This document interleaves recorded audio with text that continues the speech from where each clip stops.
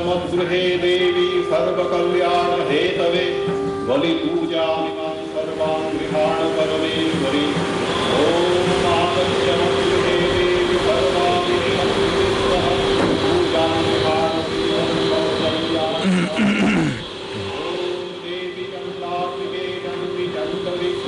নমস্কার। বেলুড় মঠ থেকে, বেলুড় মঠের পবিত্র প্রাঙ্গণ থেকে দুর্গা পূজার সপ্তমী বিহিত পূজার অনুষ্ঠান আমরা দেখছি। আজ প্রত্যুষে পূজা অনুষ্ঠান শুরু হয়েছে। তার আগে ভোরে শ্রী শ্রী ঠাকুরের শ্রী মন্দিরে মঙ্গল আরতি সম্পন্ন হয়েছে। তারপর নবপত্রিকা পূজা ইত্যাদি সম্পন্ন হয়েছে। আমরা দেখতে পাচ্ছি যে নবপত্রিকা নিয়ে পূজারী, তন্ত্রধারক এবং অন্যান্যরা আসছেন ধীরে ধীরে শ্রী শ্রী মায়ের মন্দিরের সামনে যে গঙ্গার ঘাট রয়েছে সেখানে স্নান আদি যে কৃত্য তা সম্পন্ন করার জন্য নিয়ম অনুযায়ী যেখানে নদী পাওয়া যায় সেখানে মণ্ডপে পূজার আগে নবপত্রিকা নিয়ে এসে স্নান করানো হয়। যেখানে নদী নয় সেখানে পুকুরেই এই স্নান সম্পন্ন করা হয়। তারপর মণ্ডপে এই নবপত্রিকা নিয়ে গিয়ে যথাবিধি এবং যে সমস্ত দ্রব্যাদির প্রয়োজন হয় সেই সবের মাধ্যমে মহাস্নান সম্পন্ন করা হয়। আজ সপ্তমীতে, সপ্তমী তিথির যে পূজা তা হলো বিল্লবৃক্ষের পূজা। যে বিল্ল শাখাকে আশ্রয় করে দেবী দুর্গা গতকাল জাগ্রতা হয়েছেন, আজ সেই বিল্লবৃক্ষের পূজা প্রথম করা হয়। যে ক্রম অনুসরণে আজকের পূজা সম্পন্ন করা হবে তা হলো করশুদ্ধি, ভূতশুদ্ধি, মাতৃকান্যাস, করন্যাস, অন্তর্মাতৃকান্যাস, বাহ্য মাতৃকান্যাস, পীঠন্যাস, ঋষ্যাদিন্যাস, करांग्यन्यास, व्यापकन्यास, विशेषार्घ स्थापन, पंचदेवता पूजा, प्राण प्रतिष्ठा, षोडशोपचार पूजा, नवपत्रिका पूजा, आवरण पूजा, स्तुति पाठ, प्रणाम, এই হচ্ছে মূল পূজার ধারা। আজকের পূজার যে বিশেষ সেটি হলো নবপত্রিকার পূজা। সেই নবপত্রিকার পূজা প্রথম করা হয়।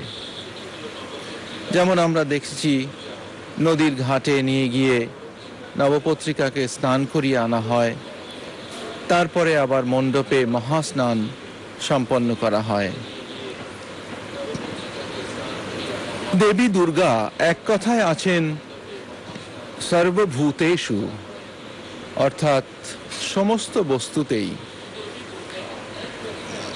যে কয়দিন প্রতিমায় দুর্গা পূজা হয় সেই কয়দিন এই নবপত্রিকার পূজা অবশ্যই করতে হয়। নবপত্রিকাকে স্নান করিয়ে এনে প্রতিষ্ঠা এবং পূজা করার পরই সপ্তমী বিহিত পূজা আরম্ভ হয়। নবপত্রিকা কি? নবপত্রিকা হলো 9টি গাছ বা গাছের ডালপালার সমন্বয়ে তৈরি নবপত্রিকা বাসিনী দেবী দুর্গার মূর্তি। এই নবপত্রিকার মধ্যে যেমন বড় গাছ বনস্পতি আছে, আবার ছোট গুল্ম ঔষধিও আছে। তুচ্ছ ও নগণ্য গাছও যেমন আছে, আবার পূজ্য পবিত্র গাছও আছে। বলা হয়েছে রম্ভা কচ্চি হরিদ্রাচ জয়ন্তী বিল্ল দাড়িমৌ অশোক মানকশ্চৈব ধান্যঞ্চ নবপত্রিকা। অর্থাৎ কলা, কচু, হলুদ, জয়ন্তী, বেল, ডালিম, অশোক, মান ও ধান, এই 9টি গাছ বা গুল্মের সমবায় হলো নবপত্রিকা। এই কয়টি গাছ একত্রে বেঁধে গুচ্ছের মতো করা হয়। একটি লাল পেড়ে চেলি বা শাড়ি দিয়ে সুন্দর করে ঘোমটা দেওয়া বধূর মতো করা হয়, যা আমরা দেখতে পাচ্ছি দেবী দুর্গার প্রতিমার সামনে রাখা হয়েছে। তাই সাধারণভাবে বলা হয় কলা বউ। মা মহাশক্তি, মহামায়া, দুর্গার প্রতীকী রূপ। ভারতীয় ঋষি দৃষ্টিতে প্রতিটি উদ্ভিদের একজন অধিষ্ঠাত্রী দেবী আছেন। প্রতিটি গাছেরই একটি দৈবী শক্তি ও গুণ রয়েছে। নবপত্রিকা প্রতিষ্ঠার সময় একই বীজ মন্ত্রে 9 জন দেবীর অর্চনা ও প্রার্থনা করা হয়। মন্ত্রগুলির মধ্যে বৃক্ষকে তার গুণানুসারে এবং অধিষ্ঠাত্রী দেবীর বৈশিষ্ট্য অনুসারে প্রার্থনার সামান্য মাত্র হেরফের করা হয়। রম্ভা বা কলা গাছের অধিষ্ঠাত্রী দেবী হলেন ব্রহ্মাণী। তাকে সম্বোধন করে বলা হয়, হে দেবী, তুমি কদলী বৃক্ষে অধিষ্ঠিতা। মূলত তুমি বিষ্ণু বক্ষবাসিনী, তুমি পালনী শক্তি। আজ তুমি নবপত্রিকায় বিরাজিত বা প্রকাশিত হও। তুমি দুর্গা, কালী রূপে সর্বত্র শান্তি বিধান করো। নবপত্রিকাকে প্রাথমিক যা পর্ব সম্পন্ন করে কলা বউয়ের মতো রাখা হয়েছে এবং সেই পূজা শুরু করেছেন পূজারী। পরপর যে ক্রমে পূজা করছেন আমরা আগেই জানিয়েছি। এরপর এক একটি লতা বা গুল্ম বা বনস্পতির নাম করে কি ধরনের প্রার্থনা করা হয়, তার দেবী কি, তা আমরা বলছি এখন। যেমন রম্ভা বা কলা গাছের অধিষ্ঠাত্রী দেবী ব্রহ্মাণী বলা হলো, তেমনি কচুর অধিষ্ঠাত্রী দেবী হলেন কালিকা। তার উদ্দেশ্যে বলা হয়েছে, হে দেবী কালীকে, তুমি উদ্ভিদ রূপে স্থিতা, সর্বসিদ্ধি প্রদায়িকা। তুমি দুর্গা রূপে সর্বত্র বিরাজিতা। মহিষাসুরের সঙ্গে যুদ্ধকালে তুমি কচ্ছির রূপ ধারণ করে সাহায্য করেছ। হে হরপ্রিয়ে দেবী, আমার প্রতি অনুগ্রহার্থ তুমি এসেছ। এরপর হরিদ্রার দেবী হলেন স্বয়ং দুর্গা।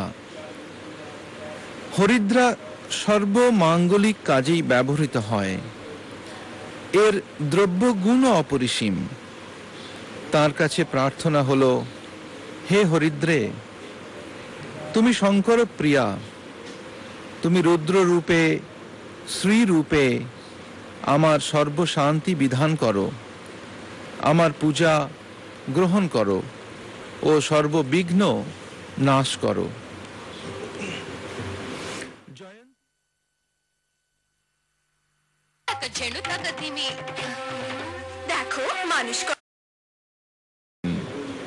তাই প্রার্থনা তার কাছে, বরদা ভব, আমাদেরকে বর প্রদান করো। অশোক পত্রিকার দেবী হলেন শোকরহিতা। শোক মানুষের সর্বাপেক্ষা কষ্টের কারণ। তাই দেবী শোকরহিতার কাছে প্রার্থনা করা হয়, তুমি আমাদের শোকতাপিত হৃদয়ে স্থির হও। তুমি শিবদুর্গার প্রিয়, তুমি আমাদের শোকরহিত করো। মানের দেবী হলেন ভীষণা চামুন্ডা। তার কাছে প্রার্থনা হলো, মান দাও, মানম দেহি। মানপত্র শচী দেবীর প্রিয়। এই পত্রে তিনি বাস করেন। ধান্য পত্রিকার দেবী হলেন লক্ষ্মী। দেবীর উদ্দেশ্যে প্রার্থনা, হে ধান্যরূপা দেবী, জগতের মঙ্গলের জন্য ব্রহ্মা তোমায় সৃষ্টি করেছেন। তুমি উমার প্রীতিদায়িকা, আমাকে সর্বদা রক্ষা করো, তোমার চরণে প্রণাম। এই বলে দেবী লক্ষ্মীর নিকট, ধান্য পত্রিকার দেবী, তাঁর নিকট প্রার্থনা করা হয়। মহাকবি কৃত্তিবাস রচিত রামায়ণে নবপত্রিকার পূজার উল্লেখ আছে। সেখানে একটি লাইন রয়েছে, এরকম বলা হয়েছে, বাঁধিলা পত্রিকা নববৃক্ষের বিলাস। এর থেকে এই নবপত্রিকার উল্লেখ আমরা পাই কৃত্তিবাসী রামায়ণে। নবপত্রিকা বাসিনী যে দুর্গার পূজা, সেই পূজায় ব্যবহৃত হয় স্নানের জন্য বিবিধ প্রকার জল আর নানা প্রকার আরো দ্রব্যাদি ব্যবহৃত হয় এই মহাস্নানের ব্যবহারের জন্য। বিভিন্ন প্রকার মৃত্তিকা তাও ব্যবহার করা হয়। স্নানের জন্য যে বিবিধ প্রকার জল ব্যবহার করা হয়, আমরা দেখছি ব্যবহার করছেন পূজারী একের পর এক বিভিন্ন প্রকারের জল। তার মধ্যে রয়েছে শীতল জল, নদী জল, যার দ্বারা ভৃঙ্গার স্নান করানো হয়, শঙ্খ জল, গঙ্গা জল, উষ্ণ জল, গন্ধাঢ্য জল, পবিত্র জল, পুষ্প জল, ফলোদক, ইক্ষু জল, সর্বৌষধি জল, কখনো একে মহৌষধি জলও বলা হয়, পঞ্চরত্ন জল, কুশোদক, স্বর্ণ জল, রজত জল, মুক্তা জল, নারিকেল জল, শিশির জল, গুড় জল, কর্পূর জল, তিল জল, অগুরু জল, পুষ্করিণী জল, বৃষ্টি জল, পঞ্চকষায় জল, কুমকুমোদক, সুগন্ধি জল, নদ জল, সাগর জল,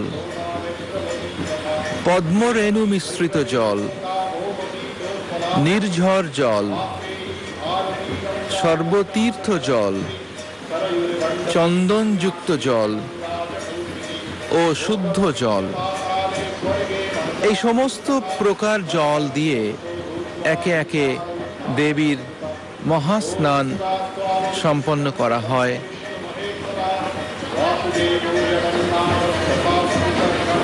এই ক্রমেই পূজা হয়ে চলেছে। স্নানের পূর্বে ব্যবহৃত যে দ্রব্যাদি রয়েছে, দেবীর অভ্যঙ্গ অর্থাৎ তৈলমর্দন ও উদ্বর্তনের, গাত্র মার্জনার জন্য তৈল, হরিদ্রা, চন্দন, পিটুলি এবং পঞ্চশস্যের গুঁড়া ব্যবহার করা হয়। স্নানের জন্য আরো যে বিভিন্ন প্রকার মৃত্তিকা ব্যবহার করা হয়, তার মধ্যে আমরা দেখতে পাই রয়েছে বল্মিক মৃত্তিকা, বরাহদন্ত মৃত্তিকা, বেশ্যাদ্বার মৃত্তিকা, বৃষশৃঙ্গ মৃত্তিকা, অশ্বদন্ত মৃত্তিকা, গজদন্ত মৃত্তিকা, পর্বত মৃত্তিকা, দেবদ্বার মৃত্তিকা, সরোবর মৃত্তিকা, নদীর উভয় কূল মৃত্তিকা, যজ্ঞশালা মৃত্তিকা, রাজদ্বার মৃত্তিকা, চতুষ্পথ মৃত্তিকা, গঙ্গা মৃত্তিকা, কুশমূল মৃত্তিকা, নদ মৃত্তিকা, নদী মৃত্তিকা, সাগর মৃত্তিকা ও গোষ্ঠ মৃত্তিকা। এই এক একটি দ্রব্য এক এক করে নিবেদন করা হয় এবং তারপরেই আমরা দেখি পূজারী ভৃঙ্গার বা কমণ্ডলু দিয়ে জল দিয়ে স্নান করাচ্ছেন দেবীকে। শাস্ত্রে আরো বিভিন্ন দিক চিন্তা করা হয়েছে। মূলত বৃহন্নন্দিকেশ্বর পুরাণ, দেবী পুরাণ ও কালিকা পুরাণে উক্ত যে দুর্গাপূজার পদ্ধতি রয়েছে সেখানে উল্লিখিত হয়েছে যে মহাস্নান করানোর সময় অষ্টপ্রকার রাগিনী বাজাতে হবে বিভিন্ন যন্ত্রের মাধ্যমে, এবং সেই বিভিন্ন যন্ত্রেও অষ্টপ্রকার যন্ত্রের নাম উল্লেখ করা হয়েছে। বেশ বড় লিস্ট আমরা একটি তালিকা পাই, আটটি করে। বৃহন্নন্দিকেশ্বর পুরাণে বলা হচ্ছে যে যন্ত্রগুলি বাজানোর কথা এই মহাস্নানের সময়: মঙ্গলোৎসব, ভুবন বিজয়, রাজাভিষেক, মধুরী, করতাল, বংশী এবং পঞ্চশব্দ। তার সঙ্গে উল্লেখ করা হয়েছে যে রাগিনীগুলি, তা হল মালসী, দেবকিরি, বারাড়ি, দেশাল, ধানসী, ভৈরবী, গুর্জরী ও বসন্ত। দেবী পুরাণ উল্লেখ করছেন যে যন্ত্রগুলির কথা, সেখানে বলা হচ্ছে ইন্দ্র বিজয়, মঙ্গল বিজয়, দেবোৎসব, ঘনতাল, মধুকর, ঢক্কা, শঙ্খ ও মৃদঙ্গ। এই বাদ্যসমূহ পরিবেশন করতে হবে। আর যে রাগগুলি বা রাগিনীগুলি পরিবেশন করতে হবে তা হল বারাড়ি, মালব গৌড়, মালব, দেশাল, মালসী, ভৈরবী, বসন্ত ও কোড়া। কালিকা পুরাণ উল্লেখ করছেন যে বাদ্যযন্ত্রগুলির কথা, তা হল বিজয়, দুন্দুভি, বংশী, ইন্দ্রাভিষেক, শঙ্খ, পঞ্চশব্দ ও বিজয়। আর রাগিনীগুলি হল মালব, ললিতা, বিভাসা, ভৈরবী, কোড়া, বারাড়ি, বসন্ত ও ধানসী। এইভাবে আমরা বিভিন্ন রাগিনী এবং বাদ্যযন্ত্রগুলির উল্লেখ পাই। সপ্তমী পূজার আরেকটি অঙ্গ হল অভিষেক। শারদীয়া মহাপূজা চতুষ্কর্মময়ী শোভা। মহাপূজার 4টি অঙ্গ: অভিষেক, পূজন, হোম ও বলিদান। প্রথমেই হয় অভিষেক। দর্পণের প্রতিবিম্বে দেবীর অস্তিত্ব কল্পনা করে পঞ্চগব্য, পঞ্চামৃত, বিভিন্ন দ্রব্য ও বিভিন্ন জল দিয়ে দেবীর মহা অভিষেক সম্পন্ন করা হয়। একটু আগেই আমরা সেই সকল দ্রব্যাদি উল্লেখ করেছি। আরও ব্যবহৃত যে দ্রব্যাদি তা হলো দধি, দুগ্ধ, মধু, ঘৃত, বিষ্ণু তৈল, পঞ্চশস্য, শর্করা, গোরচনা, জব ধান্যাদি চূর্ণ, গোময়, সর্বৌষধি ও মহৌষধি, এই সমস্ত ব্যবহারের মাধ্যমে দেবীর অভিষেক ক্রিয়া সম্পন্ন করা হয়। সেই পর্বই আমরা দেখছি একের পর এক করে চলেছেন পূজারী অন্যদের সাহায্যে।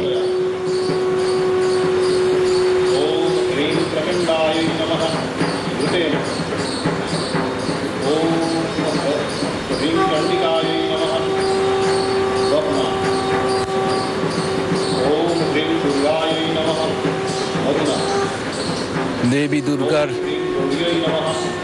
রূপ এবং তার সঙ্গী সাথীদের আমরা দেখতে পাচ্ছি। দেবীর যে পূজা একের পর এক হয়ে চলেছে, আজকের পূজায় সকল তার যে সঙ্গের দেবদেবী রয়েছেন তাদের পূজাও সম্পন্ন করা হবে এবং সপ্তমী থেকে নবমী এই 3 দিনও তার বিভিন্ন সঙ্গের দেবদেবীদের পূজা হবে, অস্ত্রের পূজা হবে, বিভিন্ন অস্ত্রাদি যে রয়েছেন মহিষাসুরের পূজাও সম্পন্ন হবে। 1916 খ্রিস্টাব্দের